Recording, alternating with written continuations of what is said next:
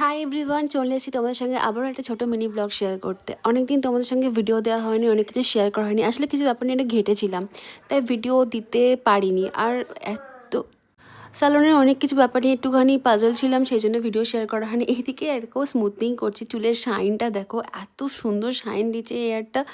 আর নিজের কাজের মধ্যে সারাদিনই বিজি থাকি, বিশ্বাস করো একটুও টাইম পাই না, নিজেরকেও নিজের যত্ন করার জন্য টাইম পাই না।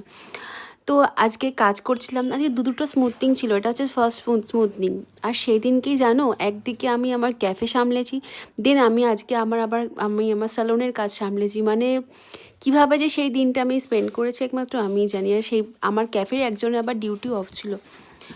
যাই হোক, যারা স্মুথনিং করাতে ইন্টারেস্টেড আছো তারা আমার ডেসক্রিপশনের নাম্বারে যোগাযোগ করতে পারো। আমার স্যালন হচ্ছে সোনারপুরের নেক্সট স্টেশন সুভাষগ্রাম।